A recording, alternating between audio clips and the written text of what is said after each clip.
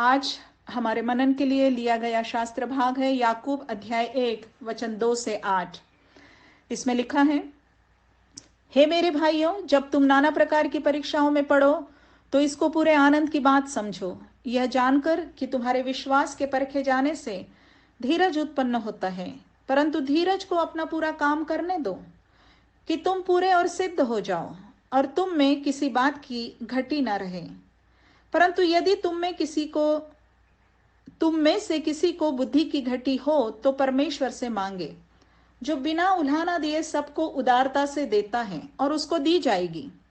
परंतु विश्वास से मांगे और कुछ संदेह न करे, क्योंकि संदेह करने वाला समुद्र की लहर के समान है, जो हवा से बहती और उछलती है। ऐसा मनुष्य यह ना समझे कि मुझे प्रभु से कुछ मिलेगा। वह व्यक्ति दुचित्ता है और अपनी सारी बातों में चंचल है। यह परमेश्वर का वचन है। परमेश्वर अपने वचन पर आशीष दे, अर्थात परमेश्वर होने दे कि हम इसे समझे, हम इसे सीखें और हम इसे अपने जीवन में लागू करें। नया नियम की पुस्तकों के लिखने के समय के अनुसार याकूब की पत्री नया नियम की सबसे पहले लिखी गई पुस्तक मानी जाती है। और नया नियम की इस सबसे पहले लिखी गई पुस्तक का सबसे पहला विषय क्या था या क्या है? यह कि जब तुम नाना प्रकार की परीक्षाओं में पड़ो तो इसको पूरे आनंद की बात समझो। तो मानना पड़ेगा कि परमेश्वर चाहता था और चाहता है कि मसीह यीशु में विश्वास करने वाले हम लोग अपने इस पृथ्वी पर की नाना प्रकार की परीक्षाओं के संबंध में सबसे पहले यही बात समझ ले कि हम उन्हें पूरे आनंद की बात समझेंगे। यह मात्र सलाह नहीं है प्रियो, कि चाहो तो मानो या ना चाहो तो ना मानो। यह परमेश्वर का वचन है, इसलिए यह हमारे लिए परमेश्वर की आज्ञा है। हम वचन 5 को पुनः पढ़ते हैं। लिखा है, परंतु यदि तुम में से किसी को बुद्धि की घटी हो तो परमेश्वर से मांगे। इसे समझने के लिए वचन 2 से 8 को ध्यान से पढ़ना होगा। इसमें हमें दिखता है कि वचन 4 में और वचन 5 में और वचन 6 में पहला शब्द परंतु परंतु परंतु आया है। इससे यही स्पष्ट होता है कि यह संपूर्ण हिस्सा एक ही विषय के बारे में है। परीक्षाओं को पूरे आनंद की बात समझे, इसी एक विषय के बारे में है। तो बात स्पष्ट है कि हमें वचन 5 में जिस बुद्धि को मांगने कहा जा रहा है वह इसी एक विषय से संबंधित बुद्धि मांगना है। जिस बुद्धि को मांगने कहा जा रहा है और जो बुद्धि परमेश्वर उदारता से देता है वह इसी विषय से संबंधित बुद्धि है। तो यहां मूलतः जिस बुद्धि की बात हो रही है वह हमारे बच्चों की पढ़ाई के कठिन विषयों के लिए, गणित और अंग्रेजी के लिए उपयोगी बुद्धि की बात नहीं हो रही है। यहां हमें वह बुद्धि मांगने कहा जा रहा है जो हमें नाना प्रकार की परीक्षाओं को पूरे आनंद की बात समझने में और उनके उद्देश्य को जानने में मदद करेगी। भजन 119 के 98वें वचन में बताया गया है कि परमेश्वर अपनी आज्ञाओं के द्वारा हमें बुद्धिमान बनाता है। तो याकूब की पत्री के इन वचनों में दी गई आज्ञा ही हमें बुद्धिमान बनाएगी कि फिर हम अपने जीवन में आने वाली परीक्षाओं को पूरे आनंद की बात समझेंगे। वचन 7 में विश्वास का भी उल्लेख है, परंतु इन परीक्षाओं को जल्दी से दूर कर देने के विश्वास की बात नहीं हो रही है, या उनसे शीघ्र छुटकारा पाने के लिए विश्वास करने नहीं कहा जा रहा है, परंतु विश्वास से उस बुद्धि को मांगने कहा जा रहा है जिस बुद्धि के द्वारा हम परीक्षाओं को पूरे आनंद की बात समझ सकेंगे और उन्हें उनके उस ईश्वरीय उद्देश्य को अपने जीवन में पूरा काम करने देंगे जिसके लिए परमेश्वर ने उन परीक्षाओं को हमारे जीवन में भेजा है। कहा जा रहा है कि ऐसी बुद्धि मांगने के विश्वास में हम दुचित्ते ना हो। अर्थात हम स्वयं दृढ़ निश्चय कर लें कि हमें परमेश्वर से ऐसी बुद्धि चाहिए जो हमें परीक्षाओं को आनंद की बात समझने में सहायता करेगी, और फिर परमेश्वर से यही बुद्धि मांगे और परमेश्वर ऐसी बुद्धि हमें अवश्य देगा, ऐसी बुद्धि हमें दी जाएगी। जब हम तीसरे और चौथे वचन को पढ़ते हैं तो हमें कुछ खास शब्द दिखाई देते हैं बार बार। पूरे आनंद की बात समझो, धीरज को अपना पूरा काम करने दो कि तुम पूरे और सिद्ध हो जाओ और तुम में किसी बात की घटी ना रहे। यहां पूरे, पूरा, पूरे, सिद्ध और घटी ना रहे, इन शब्दों से तो कुछ ऐसा लगता है कि परीक्षाओं को कुछ ज्यादा ही बढ़िया और कुछ ज्यादा ही अच्छा बताया जा रहा है। इससे हमारे जीवन की नाना प्रकार की परीक्षाओं अर्थात कष्ट और दुखों के संबंध में सबसे पहली बात जो ध्यान में आती है हमारे, वो ये कि हमें एक दिलासा, एक ढाढ़स, एक आश्वासन दिया जा रहा है कि हम परीक्षाओं में निराश, हताश, उदास ना हो जाएं, परंतु आशावान रहे, आनंदित रहे। परमेश्वर इन वचनों से हमें बताना चाहता है कि हमारे जीवन की परीक्षाओं में उसका एक विशेष महत्वपूर्ण उद्देश्य होता है। उनके द्वारा परमेश्वर हमें कुछ खास काम होने देता है। आइए हम कुछ खास बातों के द्वारा इसे समझेंगे।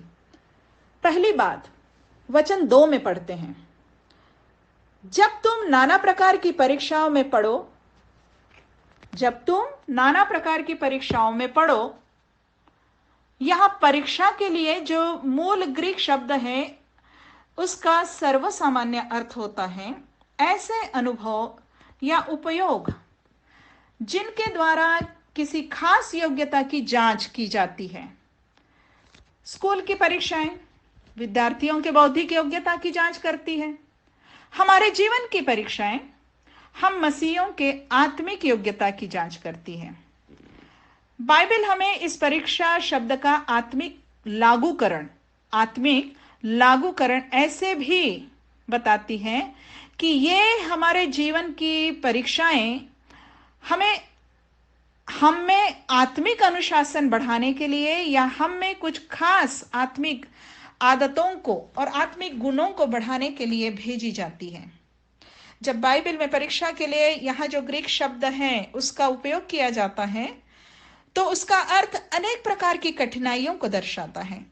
अनेक प्रकार की कठिनाइयां जैसे कि क्लेश, कष्ट, पीड़ा, दुख, विपत्ति, सताव, कमी, तंगी, गरीबी या निर्धनता, हानि या नुकसान, नैसर्गिक आपदा, वैश्विक महामारी। जी हां, ये भी।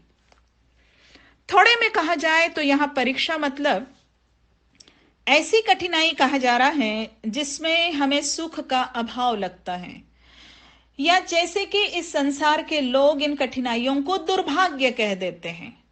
परंतु हम मसीही लोग यह शब्द नहीं इस्तेमाल करते। हम मसीही लोग यह शब्द नहीं कहते क्योंकि हम परमेश्वर के वचन से जानते हैं कि ये सब बातें हमारे लिए परमेश्वर की ओर से भलाई ही को उत्पन्न करती है।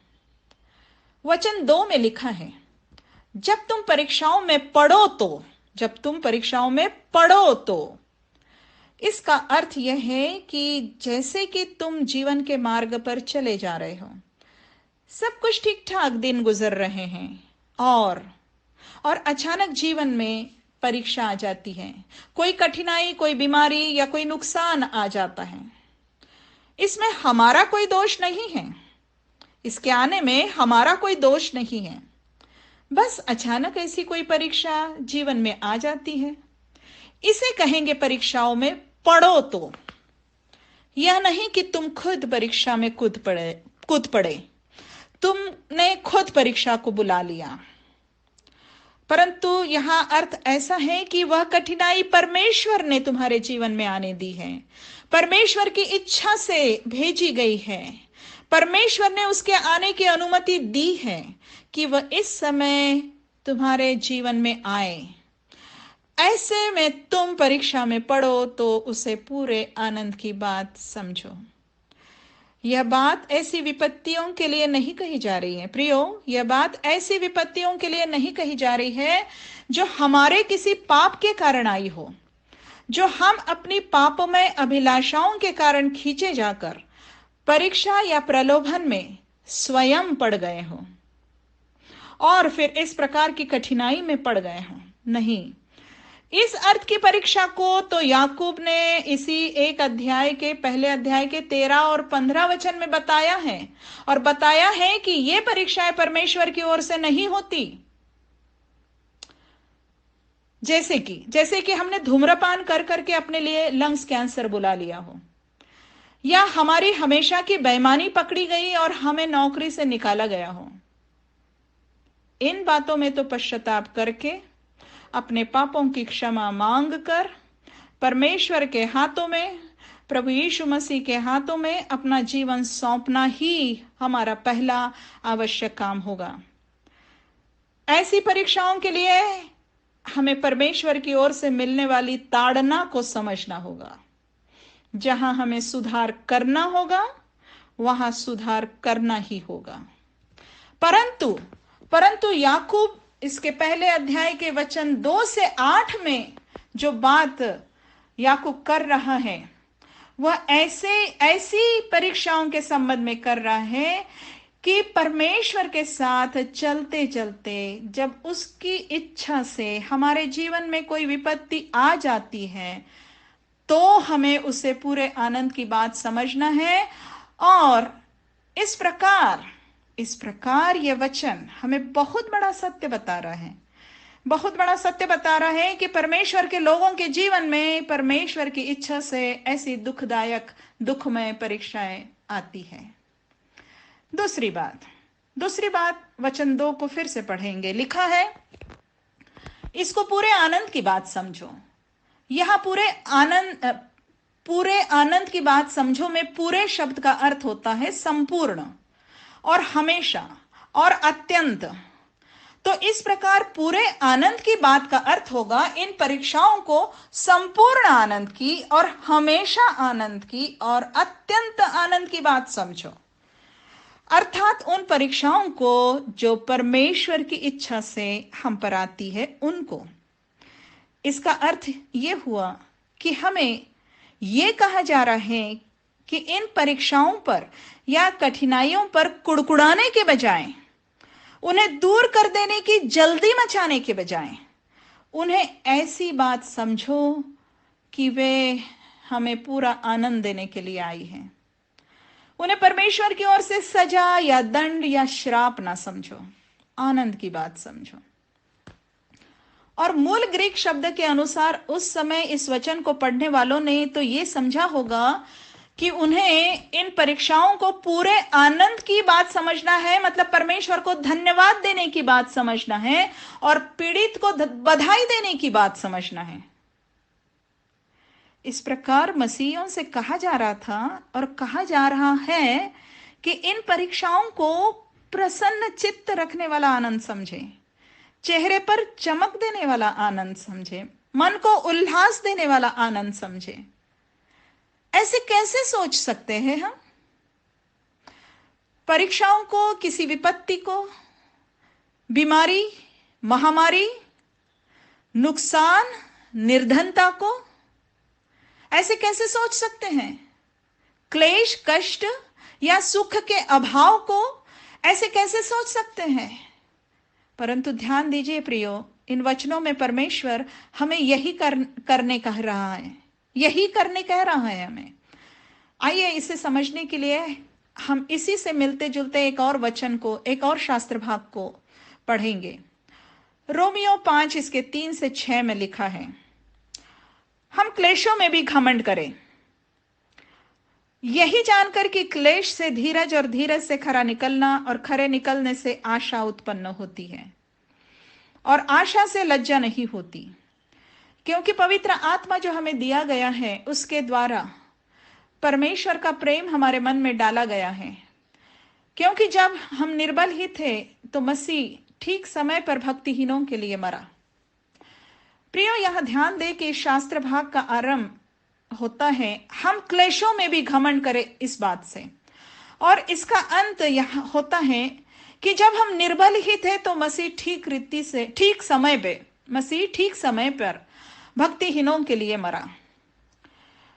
इस प्रकार से देखा जाए तो समझ में आता है ये बातें, इस शास्त्र भाग की बातें उनके लिए कही जा रही है जिन्होंने यीशु के बलिदान से प्राप्त उद्धार पा लिया है, कि जिन्होंने यह विश्वास कर लिया है कि मसीह मेरे लिए मरा, मेरे पापों के लिए मरा, और ऐसा विश्वास करके उस पुनरुत्थित मसीह पर विश्वास करके ऐसे जन ने यीशु मसीह में उद्धार पा लिया है। ऐसा व्यक्ति ही अवश्य ही इन क्लेशों में घमंड कर सकता है। ऐसे लोग ही क्लेशों में घमंड कर सकते हैं, और ऐसे लोग ही याकूब के वचन के अनुसार नाना प्रकार की परीक्षाओं को पूरे आनंद की बात समझ सकते हैं। प्रियो, परमेश्वर के इन वचनों को आम आदमी नहीं जी सकता, समझ भी नहीं सकता, स्वीकार तो कर ही नहीं सकता, परंतु वही इन्हें स्वीकार कर सकता है और जीवन में लागू कर सकता है जो उद्धार का टोप पहने हुए हैं, जो उद्धार के द्वारा परमेश्वर की संतान बन चुका है। यह नहीं कहा जा रहा है प्रियो कि कठिनाई में परमेश्वर की सहायता या छुटकारे के लिए प्रार्थना ना करो। करो प्रार्थना। प्रार्थना में परमेश्वर की दया, करुणा, सहायता मांगना हमारा प्रिविलेज है। प्रार्थना में परमेश्वर की इच्छा पूरी हो, ये कहना पर हमें प्रभु यीशु मसीह ने सिखाया है। हमें परमेश्वर के अनुग्रह के सिंहासन तक जाने का हियाव दिया गया है। परमेश्वर हमारा पिता है, हमसे प्रेम करता है, हमारी प्रार्थना सुनता है। हमारा प्रभु यीशु हमारी निर्बलताओं में हमारे साथ दुखी हो सकता है, होता है। प्रार्थना करो, अपना अपना दुख उसके सामने रखो। ऐसा नहीं कहा जा रहा है कि तुम्हारे आंसू नहीं बहने दो, दुख में आंसू तो बहेंगे ही। यीशु भी मार्था और मरियम के साथ रोया था जब उसने उन्हें अपने मृत भाई के लिए रोते हुए देखा था। हमारे भी आंसू बहेंगे दुख के समय, परंतु हमें यह स्वीकार कर लेना होगा कि परमेश्वर की इच्छा से यह कठिनाई या परीक्षा मुझे सहनी है, तो मैं इसे पूरे आनंद की बात करके ग्रहण करता हूं। मैं इसे अपने प्रभु की भली और प्रेम पूर्ण इच्छा करके बिना कुड़कुड़ाए स्वीकार करती हूं कि परमेश्वर अपना उद्देश्य इन परीक्षाओं के द्वारा मेरे जीवन में पूरा करें। तीसरी बात वचन 3 में लिखा है, यह जानकर कि तुम्हारे विश्वास के परखे जाने से, परीक्षाओं के द्वारा हमारा विश्वास परखा जाता है, जांचा जाता है। प्रमाण मिलता है कि जिस व्यक्ति पर दुख आया है वह व्यक्ति परमेश्वर में निस्वार्थ प्रेम पूर्ण विश्वास करने का आदी हो चुका है। परीक्षाओं के द्वारा विश्वासी जन जांचा जाता है कि उसका झुकाव परमेश्वर की ओर है, कि वो परमेश्वर को परीक्षाओं के कारण छोड़ देगा। हमारी बीमारियों और कठिनाइयों में हमारे विश्वास की, अर्थात विश्वास ने हमें किस प्रकार का मसीही बनाया है, इसकी परख होती है। परीक्षाओं को हम कैसा सहते हैं, इससे प्रमाणित होता है कि परमेश्वर के अनुग्रह ने हमारे मन में कितना प्रभाव डाला है। शैतान का परमेश्वर के हर एक भक्त पर एक विशिष्ट आरोप होता है।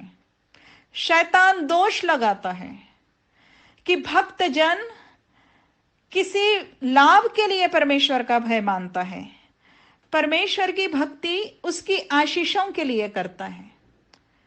यही बात शैतान ने अय्यूब के लिए कही थी, और हम पढ़ते हैं कि परमेश्वर अपने भक्त के विश्वास को, अपने भक्त के भक्ति को खरा बताना चाहता है, और ऐसे में परमेश्वर शैतान को भी अनुमति दे देता है कि वह हम पर एक विपत्ति नहीं परंतु विपत्तियां डालें।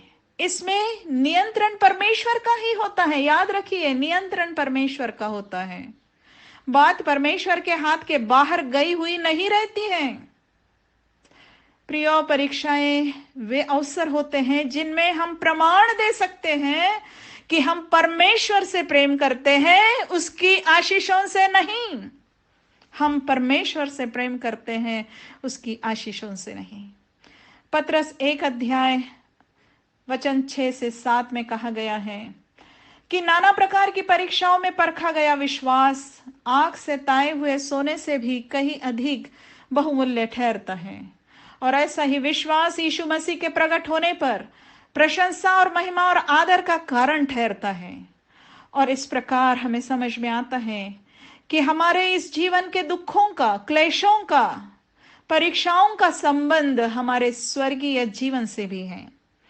ये परीक्षाएं ही हमारे विश्वास को यीशु मसीह के प्रकट होने पर प्रशंसा और महिमा और आदर के योग्य बनाती हैं, यदि आज हम उन्हें परमेश्वर की इच्छा में स्वीकार कर लेते हैं।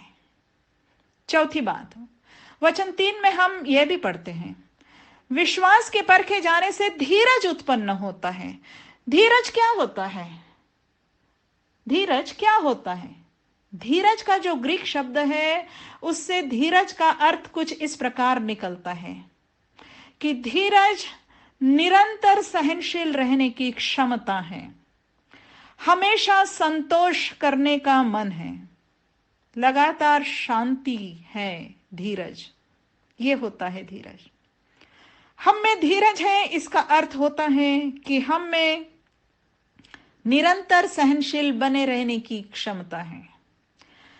हम हमेशा हर दशा में संतोष करते हैं, परमेश्वर में संतोष करते हैं। हम में लगातार की शांति बनी रहती है। हम प्रभु में सदा आनंदित रहते हैं। प्रियो, परीक्षाएं हमसे कसरत कराती हैं, विश्वास की कसरत। भौतिक आशीषों से अधिक अपने उद्धार को महत्व देने की कसरत, अपने उद्धार में अधिक आनंदित होने की कसरत, परमेश्वर के अनुग्रह को अपने जीवन में अनुभव करने की कसरत। प्रियो, परीक्षाएं हमसे कसरत करवाती हैं, परमेश्वर के प्रति और परमेश्वर की इच्छा के प्रति समर्पित रहने की कसरत करवाती है, स्वर्गीय बातों पर मन लगाने की कसरत और प्रभु के पास जाने के लिए तैयार रहने की कसरत करवाती है। और जितना अधिक हम में यह कसरत होती है, उतना ही अधिक हम में धीरज और परमेश्वर की ओर से मिलने वाला चिरस्थायी संतोष बढ़ता है। धीरज अर्थात परमेश्वर की ओर से मिलने वाला चिरस्थायी संतोष बढ़ता जाता है। नाना प्रकार की परीक्षाओं में विश्वास के परखे जाने से, विश्वास की ऐसी कसरत से ऐसा ही धीरज उत्पन्न होता है। पांचवी बात, वचन 4 में लिखा है, परंतु धीरज को अपना पूरा काम करने दो कि तुम पूरे और सिद्ध हो जाओ और तुम में किसी बात की घटी ना रहे। बात साफ है, हमें परीक्षा को पूरा स्वीकार करना है। जितनी कठिन परीक्षा परमेश्वर देता है, पूरा स्वीकार करना है। जितने समय के लिए देता है, हमें उस संपूर्ण परीक्षा के समय में धीरज को पूरा काम करने देना है। तब ही इसका इतना खूबसूरत और कीमती प्रतिफल हमें मिलेगा कि हम पूरे और सिद्ध होते जाएंगे, आत्मिक रीति से सिद्धता की ओर बढ़ते जाएंगे। हमें किसी बात की घटी ना रहे। इससे अर्थ निकलता है कि हम आत्मिक परिपक्वता में बढ़ते जाएंगे। कुछ लोग कहेंगे कि तुम्हारे विश्वास की घटी के कारण तुम अपने इन बीमारियों और दुखों में से निकल नहीं पा रहे हो। परंतु याकूब के ये वचन हमें बताते हैं, प्रियो, याकूब के ये वचन हमें बताते हैं कि इन दुखों और क्लेशों की परीक्षाओं में हमारे विश्वास के परखे जाने से हमारी आत्मिक घटी दूर होती है। प्रियो, हो सकता है कि शारीरिक रीति से इन कष्टों और बीमारियों के कारण हम में कुछ कमी आ जाए, हो सकता है हाथ अधूरा हो जाए और पैर कट जाए। हो सकता है कि कोई कम आयु में विधवा या विधुर हो जाए या बालक अनाथ हो जाए। कोई हानि ऐसी हो जाए अचानक कि निर्धनता बढ़ जाए और सुखों का अभाव हो जाए, या फिर अचानक जीवन भर के लिए कोई भारी कठिन जिम्मेवारी सौंप दी जाए, हमारे जीवन में आ जाए परमेश्वर की ओर से। परंतु परंतु प्रियो, इन सब में अपनी अलग अलग परीक्षा में होकर हम व्यक्तिगत रीति से परमेश्वर की सहायता से एक परिपक्व मसीही बनते जाएंगे। छठवीं बात, वचन 5 में हम पढ़ते हैं, परंतु यदि तुम में से किसी को बुद्धि की घटी हो तो परमेश्वर से मांगे। हमने आरंभ में ही इस वचन को समझ लिया है कि यह बुद्धि जिसकी बात यहां हो रही है वह जीवन में आने वाली परीक्षाओं को समझने की बुद्धि है। हमारा परमेश्वर इन वचनों को यूं उनके मूल अर्थ से व्याख्या करते हुए समझना और उनका आत्मिक लागूकरण करते हुए उन्हें समझना, यह भी हमें ईश्वरीय बुद्धि देता है। अतः हमें परमेश्वर से मांगना होगा कि वह हमें इन वचनों को समझने की बुद्धि दे। परंतु प्रियो, परमेश्वर हमें परीक्षाओं में किस प्रकार बुद्धि देता है, यह समझने के लिए हम एक और मिलता जुलता और अद्भुत वचन पढ़ेंगे। आइए पढ़ते हैं पहला पत्रस अध्याय 4 वचन 12 से 14। लिखा है, हे प्रियो, जो दुख रूपी अग्नि तुम्हारे परखने के लिए तुम में भड़की है, इससे यह समझकर अचंभा ना करो कि कोई अनोखी बात तुम पर बीत रही है, परंतु जैसे जैसे मसीह के दुखों में सहभागी होते हो आनंद करो, जिससे उसकी महिमा प्रकट होते समय भी तुम आनंदित और मगन हो। फिर यदि मसीह के नाम के लिए तुम्हारी निंदा की जाती है तो धन्य हो, क्योंकि मसीह का आत्मा, जो परमेश्वर का आत्मा है, तुम पर छाया करता है। प्रियो, जबकि यहां विशिष्ट रीति से सताव के संबंध में बात हो रही है, परंतु जो कुछ भी हम अपने प्रभु यीशु मसीह की इच्छा से सहते हैं, उन सब दशाओं में हम ये आश्वासन ले सकते हैं कि हमारे दुखों के समय में महिमा का आत्मा, जो परमेश्वर का आत्मा है, हम पर छाया करता है। यह हम अपने हर एक दुख के समय में अनुभव कर सकते हैं, बार बार और अलग अलग दुखों में अनुभव कर सकते हैं कि पवित्र आत्मा हम पर छाया करते हुए हमें संभालता है, हमें ढाढ़स देता है, हमें अपनी परिस्थिति को समझने की बुद्धि देता है। हमारे जीवन के अंतिम समय में, मृत्यु के घड़ी में भी पवित्र आत्मा का यह शांतिदायक अनुभव हमें मिलता है।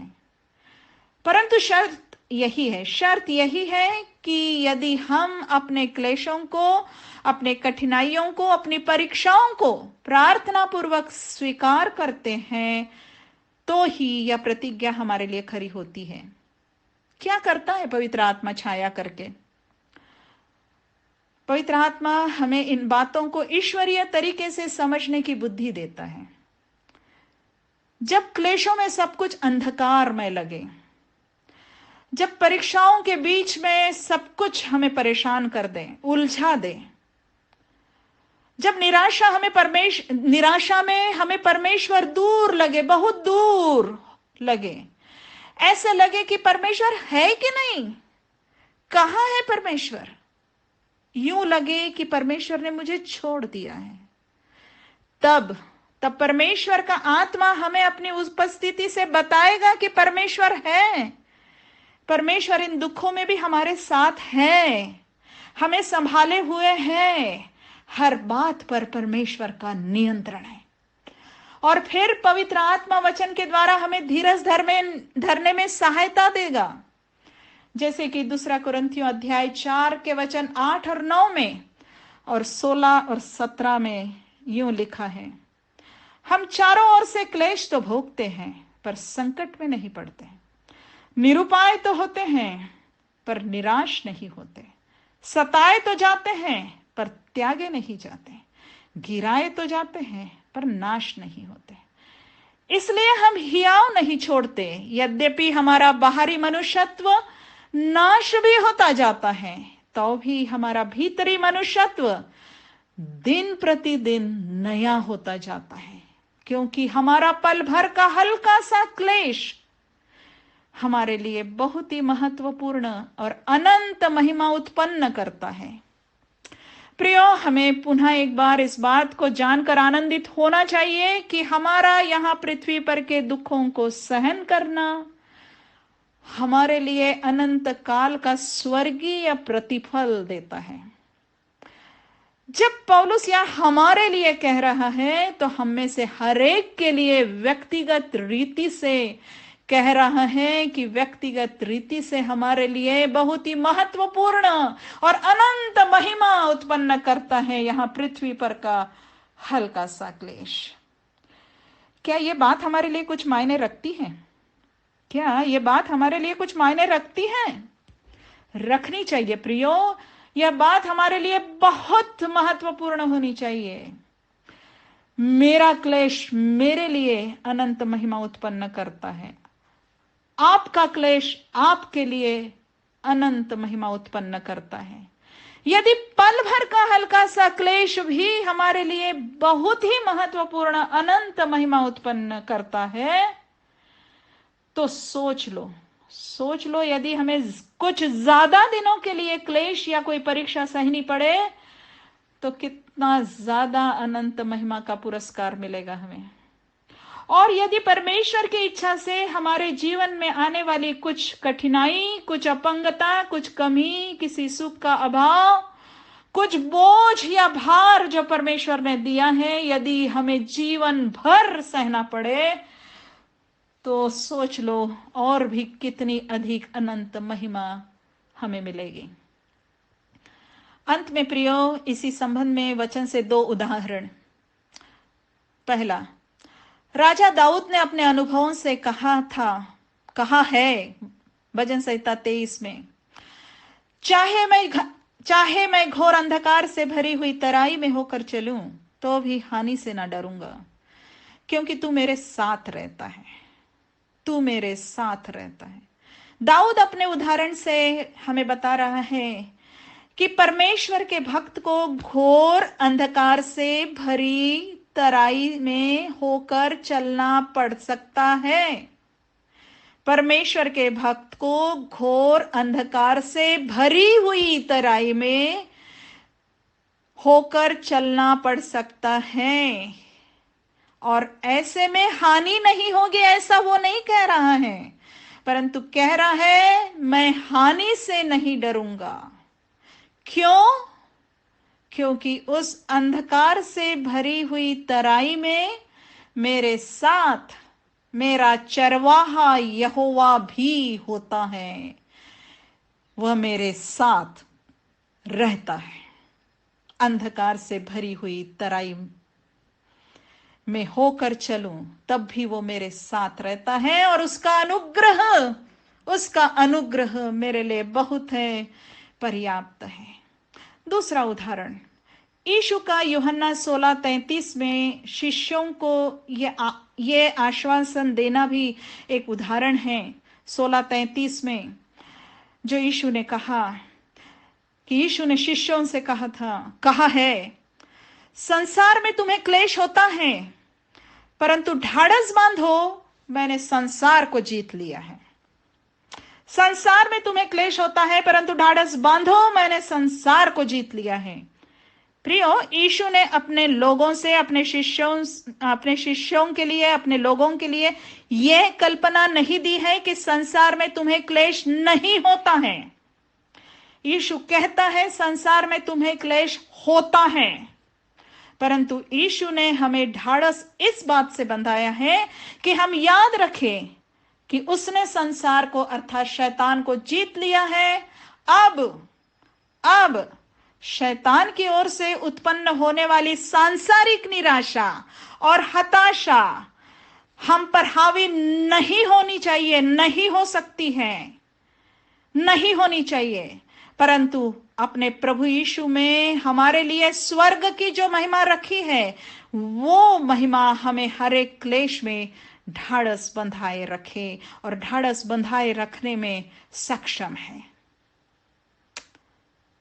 मैं शांति रावटे परमेश्वर पिता से प्रार्थना करती हूं कि हमें पवित्र आत्मा के द्वारा सहायता करें कि हम उसके इन वचनों के अनुसार ढाढ़स पाए हमारी अपनी अपनी नाना प्रकार की परीक्षाओं के लिए। अपने प्रेमी प्रभु यीशु मसीह के नाम से यह प्रार्थना मांगती हूं, आमीन।